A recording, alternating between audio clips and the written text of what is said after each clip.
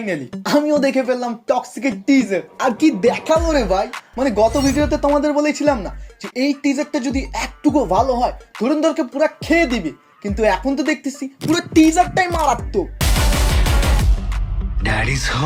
মানে ভাই এই টিজারটা আমি প্রথমবার দেখার সময় আমার নিজের বুকটা একটু ধকধক করতেছে, যেন ভাই এটা আমার সিনেমা আসেন না।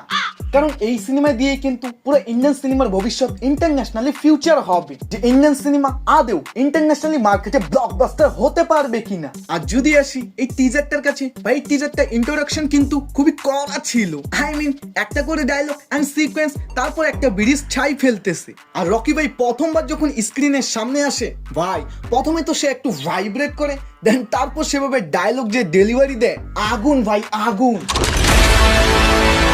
আর ভাই স্পেশালি এই টিজারটার আমার প্রত্যেকটা অ্যাকশন দুর্দান্ত লেগেছে, মানে কোনো নর্মাল অ্যাকশন নেই, প্রত্যেকটাতে ব্রুটালিটি দিয়ে ভরা। তবে তার থেকেও আমি বেশি অবাক হয়েছি শেষে যে ইয়াশের একটা ইয়াং লুকও দেখালো। আই থিঙ্ক সে হয়তো ইয়াশের ছেলে হবে, কারণ সেখানে কিন্তু ও একটা ডায়লগ বলে যে ড্যাডি আমি চলে এসেছি।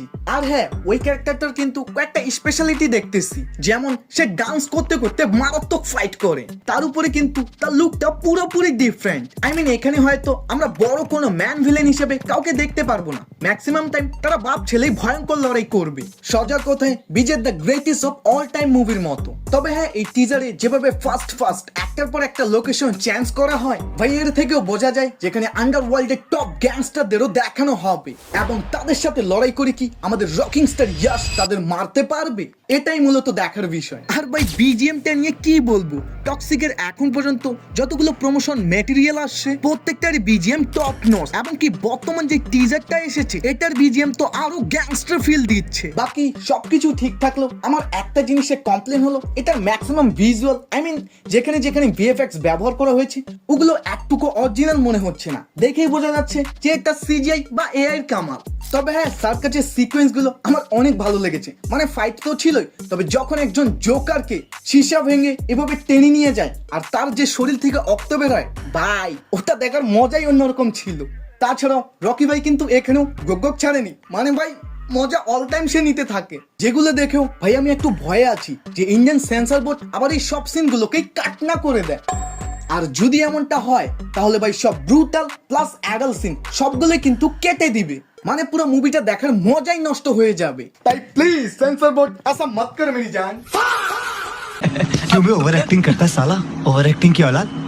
আর ভাই ওভারঅল যদি একটা রিভিউ দিই, আমার একটা দুর্দান্ত লেগেছে, এবং স্পেশালি আমি বলবো এর আগে টক্সিক থেকে যতগুলো টিজার ট্রেলার আসছে, আই মিন ট্রেলার তো না আই মিন গ্লিম্পস বলতে পারেন, ওগুলো ভাই আমার অতটাও ভালো লাগেনি। মানে এর আগে যে টিজারটা আসছিল ওটা তো বাম্পার ছিল, তবে তার আগে যেটা আসছিল তার আগের বার্থডেতে ওটা আমার অতটাও জমেনি, কিন্তু এইবার যেটা আসছে ভাই কড়া মাল কড়া।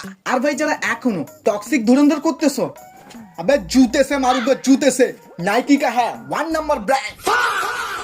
সোজা কথায় ড্যাডি চলে এসেছে, তাই আর কোনো কথা চলবে না, কারণ ভাই মার্কেটে প্রতিনিয়ত মাল আসে আর যায়, কিন্তু ব্র্যান্ডই হয়। সাবস্ক্রাইব নাও।